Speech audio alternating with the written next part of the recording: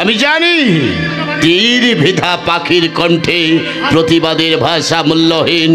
তবু আমি বলে যাচ্ছি, একটা চক্রান্ত আমার বিরুদ্ধে, ঘৃণ চক্রান্ত। শুনে রাখ ঝুঁকি, আপনিও শুনে রাখুন রায় মশাই, এই চক্রান্ত যত বড় দুর্ভেদ্য প্রাচীর দিয়ে ঘেরা হোক না কেন, সেই প্রাচীর ভেঙে আমি ফিরে আসবই, আমি ফিরে আসবই। যদি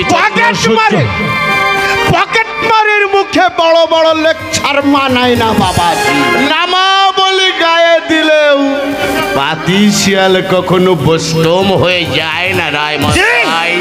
আমি পাতি শিয়াল, বয়োজ্যেষ্ঠকে পাতি শিয়াল? না না না না না না না না না, আপনি পাতি শিয়াল নন, আপনি একটা শকুন। বুড়ো হলেও আপনার নজরটা কিন্তু ভাগায়।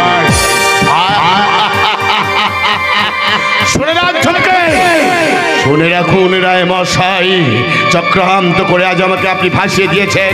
ওই জেলখানা থেকে যদি ফিরে আসতে পারি, তোরা আপনার টুটি চেপে ধরে এর কৈফিয়ত আমি নেবই, তবে আমার নাম অভয় প্রসাদ।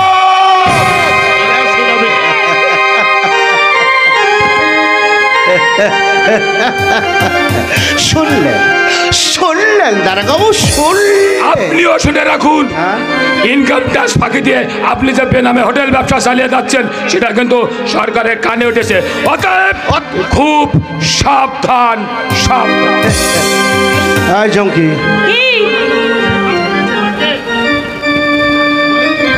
এই বলি কে কে আমার হোটেলের কথা ফাঁস করে দিয়েছে? আমি কি জানি? দাঁড়াবো, আমি তোকে এই হোটেল থেকে তাড়াবো। ও ভয়, ঝুমকিকে দেখিও না মালিক, গতর থাকলে তোমার মতো হোটেল কাজ অনেক জুটে যাবে।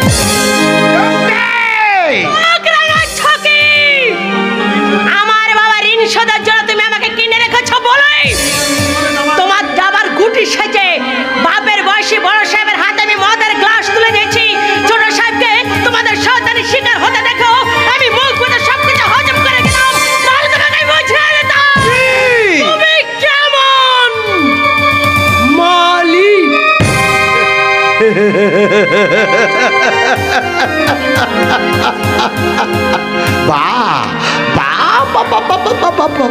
শুনি তো বেশ তেলে উঠেছে। আরে ওঠো, লাটাই যখন আমার হাতে, যাবে কোথায়? দেবী প্রসাদ, দেবী প্রসাদ তো এবার পথের ভিখারি হবে। ঝুমকিকে দিয়ে ওই শঙ্কর প্রসাদকে ঘায়ল করতে হলে আমি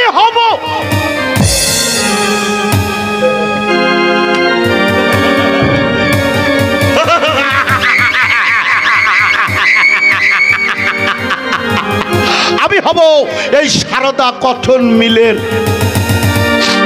মালিক।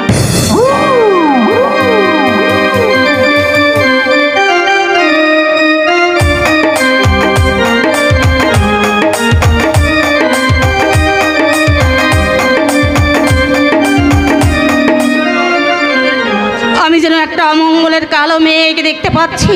মেজবৌদির সঙ্গে মেজদা দিন রাত সলা পরামর্শ করছে। সর্দাকে পুলিশে ধরে নিয়ে গেছে। শয়তান দশানন রায় ঘন ঘন আমাদের বাড়িতে আসছে। জানি না কি আছে আমার এই ভাগ্যে। আমি জানি শিখাই, আমি জানি।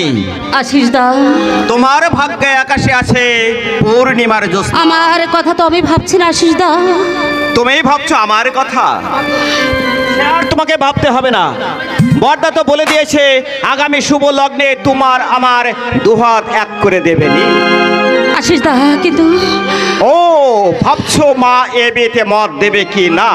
মায়ের মতামত আনতেই তো আমি 4 দিনের ছুটি নিয়ে বাড়িতে গিয়েছিলাম। কিন্তু সুখবর কি জানো, মানে মা স্বেচ্ছায় সজ্ঞানে সরল অন্তঃকরণে তোমার সঙ্গে আমার বিয়েতে মত দিয়েছে। শুধু তাই নয়, এক্ষুনি তোমার হাতের মাপ নিয়ে আমাকে বাড়ি ফিরতে হবে, কারণ তিনি তোমার জন্য আশীর্বাদের বালা গড়াতে দেবে। আশিস দা, আমার যে বড় বিপদ। আশিস দা, বিপদ? কি বিপদ? মেজদার পকেট মারার অপরাধী ছোটদাকে পুলিশে ধরে নিয়ে গেছে। এ তুমি কি বলছো শিখা? এ কখনো হতে পারে না। অভয় পকেট মেরেছে শঙ্করের, নানা এ কোনো চক্রান্ত না হয় কোনো ষড়যন্ত্র, সে হতে পারে না। আরে আশিস পারে, লোফার মাথাল ধরে অসাধ্য কিছু নেই। বড়দা স্টুপিডটা ভেবেছি আমি তাকে ছাড়িয়ে আনবো, কখনো না। চোরকে আমি কিছুতেই প্রশ্রয় দেব না। কিন্তু ছোটদাকে কেউ তো চোর সাজিয়েও দিতে পারে বড়দা। এ কথা বিশ্বাস করতাম, টাকাটার জন্য অন্য কারো পকেট থেকে খোয়া যেত, কিন্তু শঙ্কর তোর নিজের ভাইকে চোর সাজাবে কোন স্বার্থে বলতে পারিস? বেসান্তে হোক, অভয়কে আমি পকেট মার ভাবতে পারছি না বড়দা। আশিস অভয়কে আমি চিনি, জানি সে মাতালে কিন্তু অমানুষ নয়। মুখে তার যতই ময়লা থাকে, অন্তর তোর গঙ্গার মতো পবিত্র। গঙ্গার পবিত্র জল কিন্তু সম্পূর্ণ পানের অযোগ্য। আশিস ফিল্টারের সাথে রিফাইন করে নিলেই সেই খোলা জল কিন্তু সুযোগ্য পানি হয়ে ওঠে দাদা। আশিস অভয় লেখাপড়া না চাইলেও তাকে বুঝিয়ে সুঝিয়ে যদি মদের নেশা ছাড়ানো যায়, তাহলে দেখবে তার অন্তরটা ওই শঙ্করের চেয়ে অনেক বড়। তবু চোরকে আমি কিছুটাই প্রশ্রয় দেব না। প্রশ্রয় দিতে আমি বলছি না বড়দা, কিন্তু তুমি তাকে ওই পুলিশের হাত থেকে ফিরিয়ে আনো। শাসন যদি করতে হয় তুমি তাকে নিজের হাতে শাসন। না, আইনের শাসন তাকে মাথা পেতে নিতেই হবে। হতভাগ্য বুঝুক, দেবী প্রসাদ শুধু সিনেমায় দাদা নয়, প্রয়োজনে সে কঠোর হতে জানে। আপনি কঠোর হলেও অভয়কে আমি কারো চক্রান্তের বলি হতে দেব না। তার মানে তুমি বলতে চাও অভয় টাকা নেয়নি, শঙ্কর থেকে মিথ্যে করে এবে? আমি এখন কিচ্ছু বলতে চাই না, যা বলবার অভয়কে ফিরে এনেই বলবো। কি করে তুমি তাকে ফিরিয়ে আনবে আশিস? আইনের চোখে সে অপরাধী। আইনের পথেই তাকে আমি ফিরে আনবো, তার হয়ে আমি জামিন থাকবো। তুমি জামিন থাকলেই শঙ্কর কিন্তু তোমাকে ভালো চোখে দেখবে না আশিস। আমিও কিন্তু শঙ্করকে ভালো চোখে দেখতে পারছি না দাদা। আশিস আমি বলবো অভয় যদি কোনো ভুল করেই থাকে, তাহলে শঙ্করের উচিত ছিল তা সংশোধন করে দেওয়া। তা না করে যে ভাইকে পুলিশের হাতে ধরিয়ে দিতে পারে, তাকে আর যাই বলা যায়, বড় দাদা বলা যায় না। তুমিও ভুলে যাও না শঙ্কর উচ্চ শিক্ষিত। ক্ষমা করবেন দাদা, আপনার বেতনভোগী কর্মচারী হয়েও আপনার মুখের উপর কথাটা বলতে আমি বাধ্য হচ্ছি। লেখাপড়া শিখে অনেকে হয়তো পণ্ডিত হতে পারে, কিন্তু মানুষ হতে পারে না বড়দা, মানুষ হতে পারে না। কিন্তু শঙ্করকেই ভাবি অমানুষ ভাবি কি করে?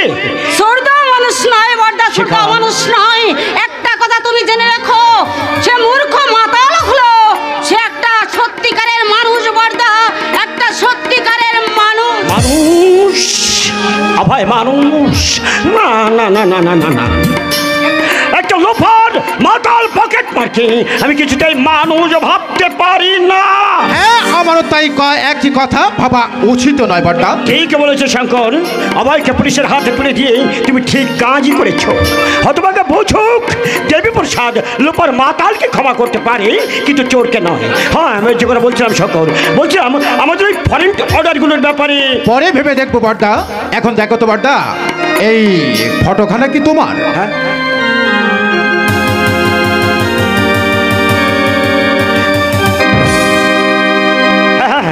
এ তো আমারই ফটো, কিন্তু হোটেলে সেই মেয়েটার সঙ্গে আমার ফটো তুললে কে?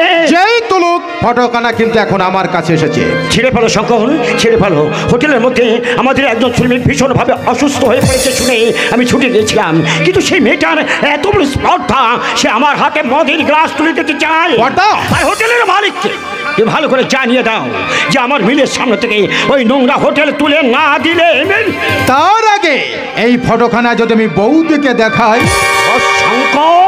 তবে তোমার ভয় নেই বড়দা। তুমি যদি এই দলিলটা একটা সই করে নাও।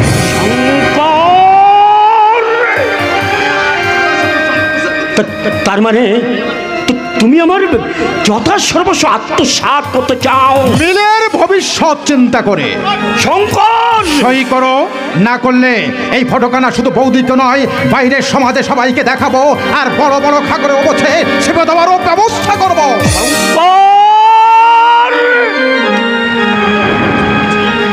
এখন আমি বুঝতে পারছি শঙ্কর, আমি বুঝতে পারছি কেন অসুস্থ শ্রমিকের নাম করে আমাকে ওই হোটেলে নিয়ে যাওয়া হয়েছিল, আর কেন সেই মেয়েটা আমার হাতে মদের গ্লাস তুলে দিয়েছিল, আর কেনই বা অভয় প্রসাদকে মিথ্যে পকেটে মারেছে যে ওই পুলিশের হাজতে যেতে হয়েছিল। আমার সময় কিন্তু খুব কম। তুমি যদি সই না করো তাহলে আমাকে বাধ্য হয়ে না না শঙ্কর, সই আমাকে করতে হবে শঙ্কর, সই আমাকে করতে হবে। এক মুহূর্তে আমার চোখের আলো যখন অন্ধকার হয়ে গেল, অন্ধকার হলো আলো, সাগর শুকিয়ে মরুভূমি হয়ে গেল, মরুভূমি হলো সাগর, দেবতা হয়ে গেল দানব, আর দানব হলো দেবতা, তখন আর কি আমি সই না করে থাকতে পারি? দাদা, পারি না শঙ্কর, পারি না, সই আমাকে করতেই হবে। দাও দাও শঙ্কর, কাগজ কলম দাও।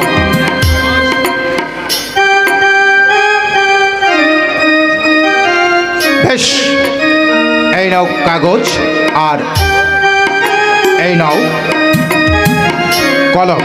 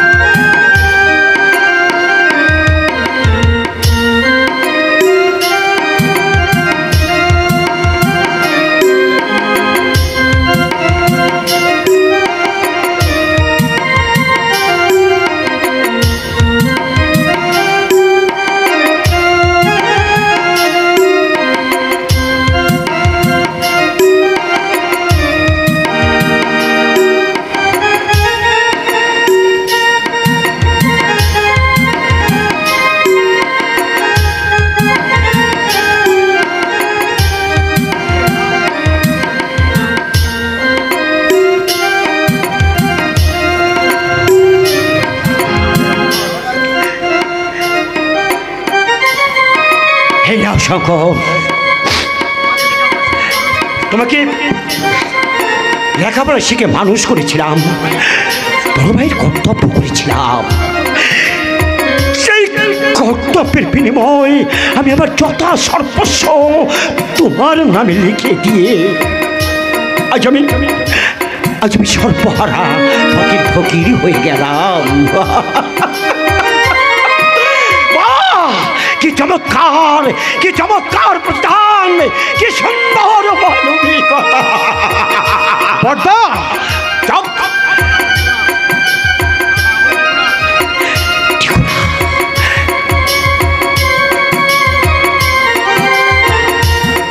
দেখো রে শঙ্কর, আমাকে তুমি দাদা বলে দেখো না। তোমার মুখে দাদা ডাক শুনলে সূর্যটা তপ করে নিভে যাবে, বাতাসে স্তব্ধ হয়ে যাবে, সাগর শুকিয়ে মরুভূমি হয়ে যাবে। ভাই কখনো ভাইকে ভালোবাসবে না, আর কেউ কোনোদিন ভাইদের দাদা হতে চাইবে না। বড়দা, হ্যাঁ শঙ্কর, কেউ করলে ভাইদের দাদা হতে চাইবে না, চিরদিনের মতো এই পৃথিবী থেকে মুছে যাবে ভাই ভাইয়ের সম্পর্ক। বড়দা, কিছু মনে করো না বড়দা, দীর্ঘদিনের পরিশ্রমে তুমি শ্রান্ত ক্লান্ত, তাই তোমাকে বিশ্রাম দিতে একটু কৌশলের পথ গ্রহণ করতে হবে। শঙ্কর,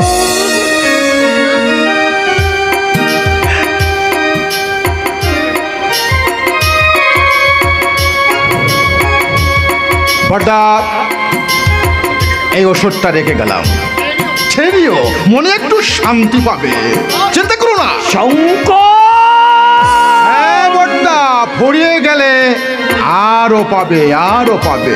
মনে রেখো, দুশ্চিন্তার হাত থেকে আত্মরক্ষা করার এমন ওষুধ আর নেই বড়দা।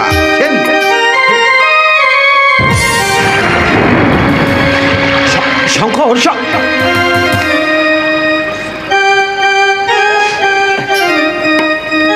দেখছেন এই আমার ভাই, এই ভাইকে ছোট থেকে একটু একটু করে মানুষ করেছিলাম, দিন রাত কঠোর পরিশ্রম করে পয়সা রোজগার করে এই ভাইকে লেখাপড়া শিখিয়ে উচ্চ শিক্ষায় শিক্ষিত করেছিলাম। আর আমার সেই শিক্ষিত ভাই আমার ভালোবাসার প্রতিদান কত সুন্দরভাবে দিল, আপনারা দেখতে পেলেন তো?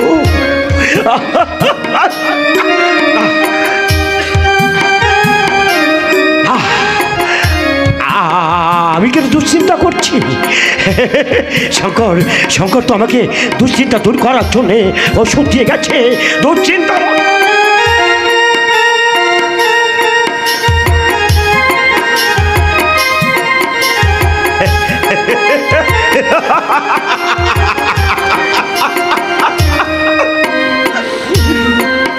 দুশ্চিন্তার ওষুধ, হ্যাঁ হ্যাঁ খেতে হবে খেতে হবে খেতে হবে। সকল জ্বালা সকল দুশ্চিন্তা থেকে মুক্তি পেতে হলে এই ওষুধ তো আমাকে খেতেই হবে।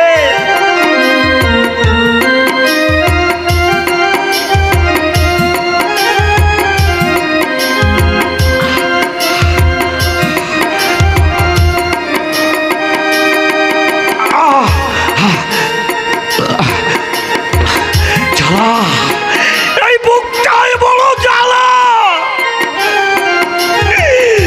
অভয়,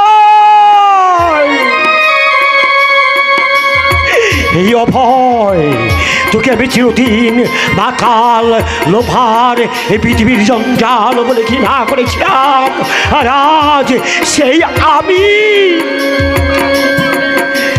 মদ খেয়ে মাতাল লোভার হয়ে গেলাম। বাপি বাপি, মা বললেন কে? বিকাশ। বিকাশ, কেন এসেছিস? যা যা যা যা, চলে যা চলে যা। আমি কারো বাপি নই। ওরে আমার মতো অপদার্থ কারো বাবা হতে পারে না। যা যা চলো, তবু দাঁড়িয়ে রইলি। যা যা বলছি, যাবি না তো।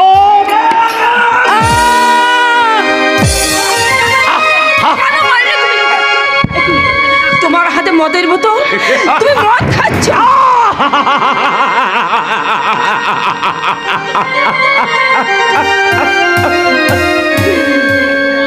মদের বোতল, শুধু মদের বোতল নয় অর্পণা, আমি পক্ষে মাতাল হয়ে গেছি। আমি এই দুনিয়ার জঞ্জাল হয়ে গেছি। জঞ্জাল। কি বলছো তুমি? কেন তুমি মদ খাবে? কেন তুমি মাতাল হবে? কেন তুমি লোভ গেছি? আমি বদলে গেছি অপর্ণা, আমি বদলে গেছি। আমার তিল তিল বুকের রক্ত দিয়ে গড়া এই সারদা গঠন মিল আর আমার নেই। এই বাড়ি গাড়ি ব্যাংক ব্যালেন্স আর আমার কেউ নেই। কিছুক্ষণ আগে যে দেবী প্রসাদ এই হরিণনগর মানুষের কাছে ছিল বড় সাহেব, মুহূর্তের মধ্যে সে হয়ে গেছে সর্বহারা ভিখারি। কি বলছো তুমি? আমি তো তোমার কথা কিছুই বুঝতে পারছি না। কিছুই তুমি বুঝতে পারবে না বড় বউ। এই যে ভোজবাজির খেলা, এই যে ভানুমতির খেলা, এই আছে এই নেই, সব ফাঁকা। দোহাই তোমার, তুমি ধৈর্য ধরো, শান্ত হও। যদি গিয়েই থাকে আবার হবে না, হবে না বড় বউ, আর কিছুই হবে না। হতো হতো আবার হতো।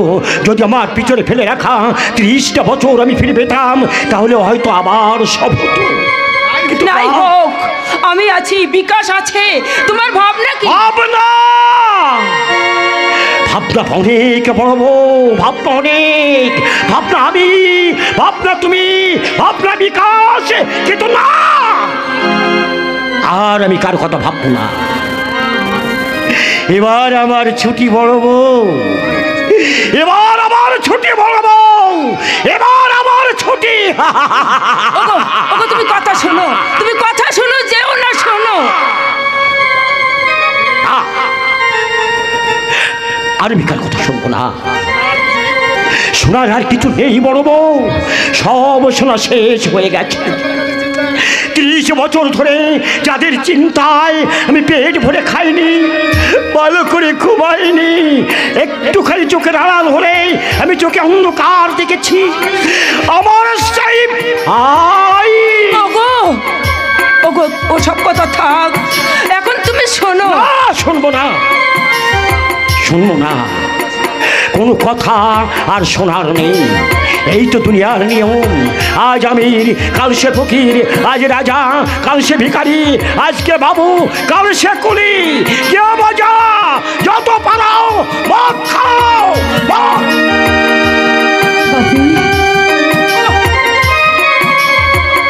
ওগো ওগো, তুমি শান্ত হও, ধৈর্য ধরো।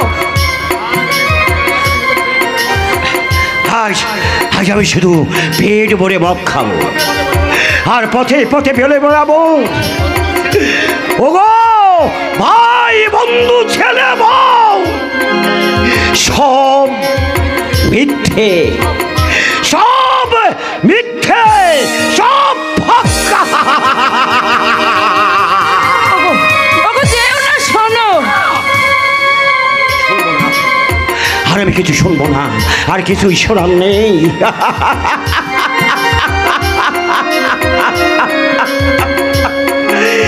সব ফাঁকা বলবো, সব ফাঁকা।